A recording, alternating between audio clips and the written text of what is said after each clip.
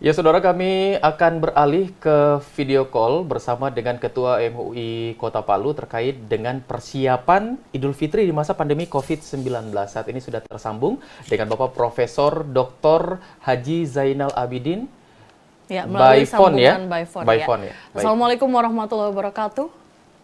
Waalaikumsalam warahmatullahi wabarakatuh. Ya, Pak Prof, dalam keadaan sehat, Pak Prof? Alhamdulillah. Sehat walafiat.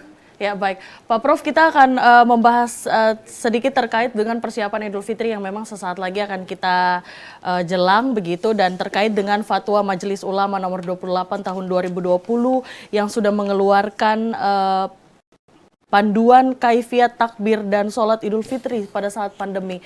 Mungkin kita dengarkan langsung dari Anda, Pak Prof, seperti apa panduan ini akan dilakukan oleh umat Islam. Iya, baik. Saya kira Fatwa Majelis Ulama Indonesia nomor 28 tahun 2020 itu memberikan pedoman kepada kita apabila satu daerah itu tidak terkendali penyebaran COVID-19, maka tidak boleh dilakukan salat di lapangan, di masjid, atau di musala. Kalau daerah itu dapat dikendalikan atau penyebaran virus itu sudah kemudian meredah turun, maka ada kebolehan untuk melakukan salat Idul Fitri di lapangan atau di masjid. Nah, kalau daerah tertentu ada zona yang hanya dalam satu kompleks, artinya tidak ada orang keluar masuk dan masyarakat itu saling kenal mengenal, sehingga penyebaran COVID itu dianggap atau daerah itu zona hijau. Maka boleh dilakukan pelaksanaan salat Idul Fitri berjamaah di masjid atau di lapangan. Begitu yang kita baca dari penjelasan Fatwa MUI tersebut. Tetapi perlu diingat, ada persyaratan yang harus dipenuhi untuk melaksanakan kegiatan salat Idul Fitri di lapangan atau di masjid, yaitu mematuhi protokol kesehatan.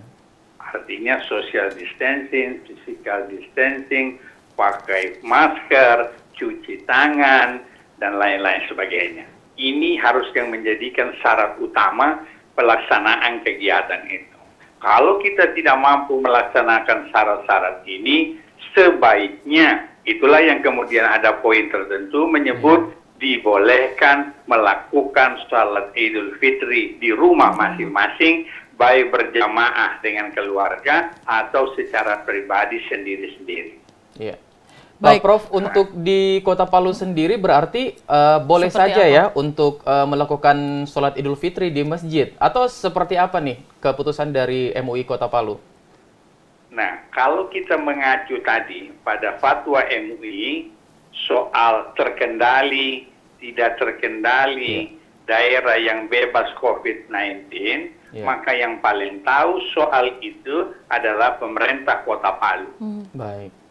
Olehnya itu kita akan berkonsultasi, berbicara dengan pemerintah Kota Palu seperti apa kondisi yang dihadapi oleh kita terkait dengan wabah COVID-19.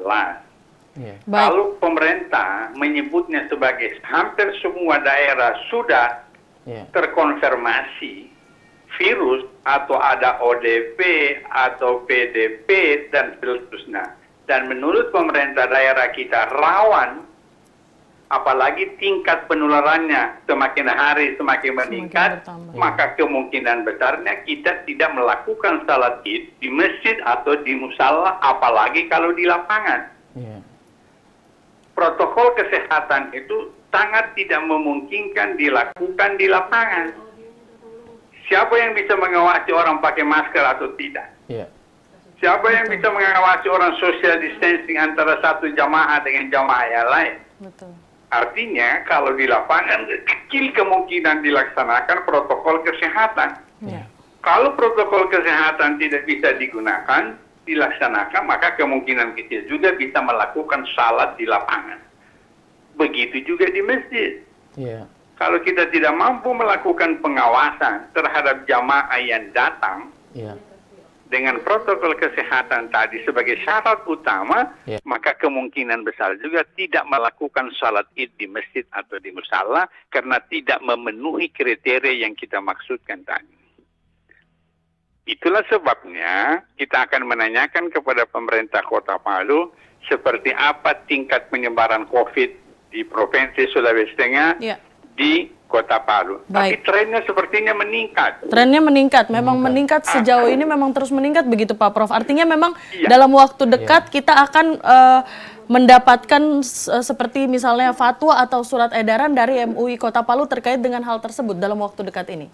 Insya Allah dalam 1, 2, 3 hari ke depan setelah hasil konfirmasi kami kepada pemerintah kota, maka kita akan mengeluarkan surat edaran soal boleh tidaknya sholat Idul Fitri di masjid atau di lapangan. Baik.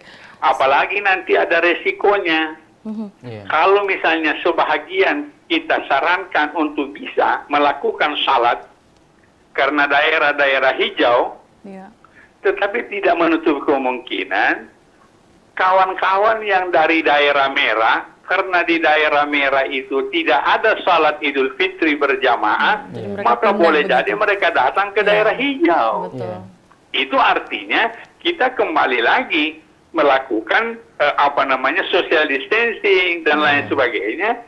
Maka daerah hijau tadi, kalau terjadi hal yang kita duga seperti itu, maka daerah hijau itu akan kembali menjadi daerah merah. Betul. Jadi ada ini yang harus dipertimbangkan secara matang-matang. Dan Majelis Ulama akan mempertimbangkan dari berbagai hal seperti itu. Termasuk kita punya pandangan lebih baik mencegah daripada mengobati.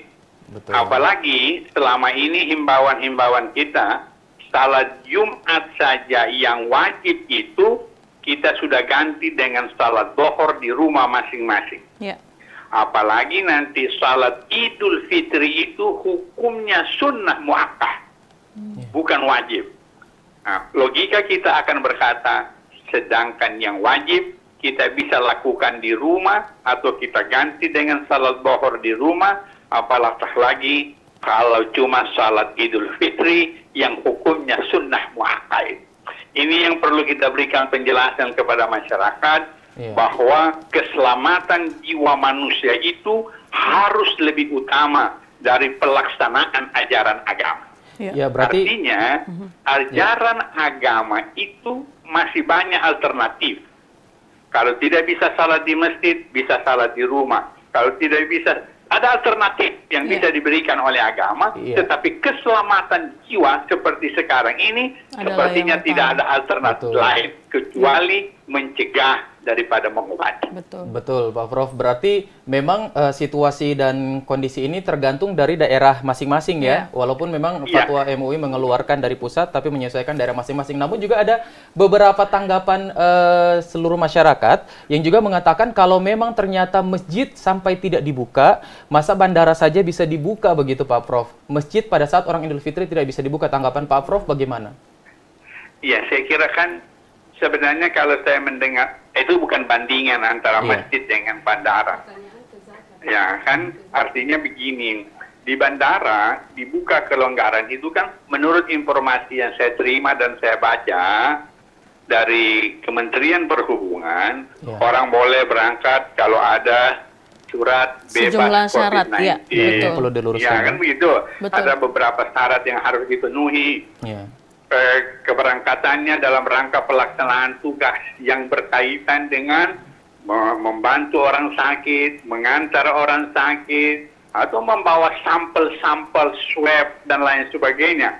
Jadi bukan untuk kepentingan pribadi, tapi untuk kepentingan orang banyak. Nah, itu yang saya tahu. Artinya kelonggaran itu dibuka di dalam rangka membantu. Seandainya ada orang Palu yang harus butuh pengobatan lanjutan di Makassar, kalau tidak ada pesawat, bagaimana mungkin orang bisa ke sana? Betul. Jadi saya kira pembukaan kelonggaran itu bukan di dalam rangka orang bisa mudik. Dan tidak bisa dibandingkan begitu Pak Prof. Lain. Betul. Ya kan? Baik. Kalau salat kan masih bisa dilakukan di rumah. Iya. Ya, Pak Prof, kita beralih ke informasi terkait sholat Idul Fitri yang kemungkinan, artinya untuk Kota Palu dan sekitarnya ada kemungkinan akan dilaksanakan di rumah. Seperti apa kemudian ini akan bisa kita laksanakan aturan-aturannya begitu, Pak Prof? Silakan. Ya, saya kira kalau aturan-aturannya itu tidak ada hal yang terlalu sulit. Tentu sebagaimana yang sudah kita lakukan selama ini di musala, di masjid. Ya, 2 rakaat, membaca Al-Fatihah, kemudian membaca surah-surah di dalam Al-Quran, walaupun yang pendek-pendek saja. Apalagi kita yang baru mau jadi imam, ya saya kira tidak usah yang panjang-panjang. Ini kan hukumnya sunnah. Semua ibadah di dalam sholat Idul Fitri itu hukumnya sunnah. Bacaannya juga sunnah, dan semua yang terkait dengan itu adalah sunnah. Melakukan takbir sebelum takbiratul ihram, kita bertakbir sesudah takbiratul ihram kita melakukan takbir 7 kali. Setelah rakaat pertama kita bangkit dari sujud, kita takbir, kemudian kita takbir lagi namanya yang 5 kali takbir. Saya kira hal-hal seperti itu. Kalau ada yang mau bisa khutbah, silakan berkhutbah, hanya 5 sampai 10 menit. Di dalamnya intinya khutbah itu ada peringatan atau wasiat untuk bertakwa. Ada salawat kepada Nabi Muhammad SAW. Kemudian sampaikanlah beberapa butir nasihat kepada keluarga. Setelah selesai itu dibaca khutbah yang kedua, lalu selesailah pelaksanaan ibadah salat Idul Fitri di rumah kita. Baik. Pak Prof, ini juga masih berkaitan dengan bagaimana masyarakat menyambut Hari Raya Idul Fitri dengan hukum Islam, yaitu pembayaran zakat fitrah dan juga zakat mal. Untuk tahun 2020, Pak Prof, seperti apa zakat fitrah besarannya dan juga zakat mal seperti apa? Ya, jadi saya kira kan di dalam Islam memang hanya ada 2 zakat. Yang pertama zakat fitrah, yang biasa disebut dengan zakat badan, zakat perorangan. Yang kedua zakat mal, zakat harta, atau biasa disebut segala sesuatu yang bernilai, maka harus dikeluarkan zakatnya oleh yang bersangkutan. Zakat fitrah itu setiap pribadi harus mengeluarkannya. Ya, kalau dalam bentuk beras 3,5 kg, 2,5 kg, kemudian liternya 3,5 liter. Ya, kalau dalam bentuk uang itu kurang lebih Rp30.000. 30.000. Ada juga yang berpendapat tidak boleh uang. Nah, terserah. Tetapi sebenarnya kenapa uang? Memang di zaman Nabi tidak pernah mengeluarkan uang. Padahal uang ada di zaman Nabi. Nabi tidak mengeluarkan uang karena pada saat itu uang tidak terlalu dibutuhkan. Nah, kalau di masa kita sekarang, uang itu dibutuhkan oleh orang miskin.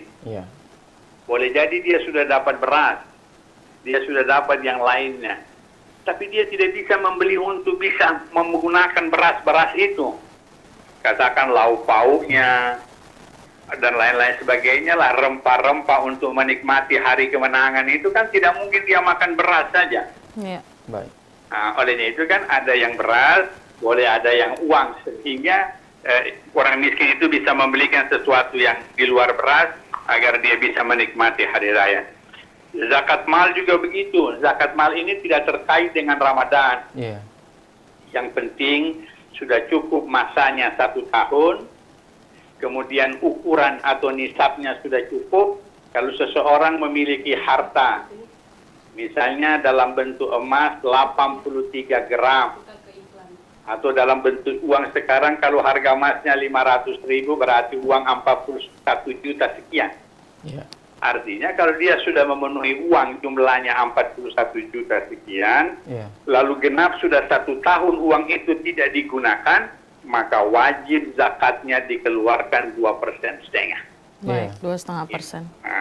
Baik di dalam Ramadan maupun di luar Ramadan. Cuma kebanyakan umat Islam mengeluarkan zakat fitrah atau zakat malnya itu pada bulan Ramadan, karena bulan Ramadan ini berlipat ganda pahalanya di sisi Allah Subhanahu wa taala. Ya. Baik. Ya, baik. Terima kasih banyak Ketua MUI Kota Palu Bapak Profesor Dr. Haji Zainal Abidin atas informasi yang baik sekali yang kami dapatkan. Artinya kami menunggu surat edaran ataupun fatwa dari MUI Kota Palu terkait dengan aturan ataupun kaifiat takbir dan sholat Idul Fitri yang mungkin akan dilaksanakan di rumah, begitu Pak Prof? Iya, insya Allah. Mudah-mudahan doakan supaya apa yang kami hasilkan ini akan terbaik buat kita semua. Terbaik bagi umat Islam, terbaik bagi daerah kita, agar supaya COVID-19 ini segera diangkat dan berlalu dari bumi tadulakwe. Amin. Ya Allah. Baik, terima kasih banyak Ketua MUI Kota Palu Bapak Profesor Dr. Haji Zainal Abidin. Assalamualaikum warahmatullahi wabarakatuh. Sehat selalu Pak. Waalaikumsalam warahmatullahi wabarakatuh. Baik, dan juga pemirsa TVRI Sulawesi Tengah di mana saja Anda berada masih dalam program Sulawesi Tengah hari ini. Sebelum kita lanjutkan lagi informasi berikutnya, kita ke jeda pariwara berikut.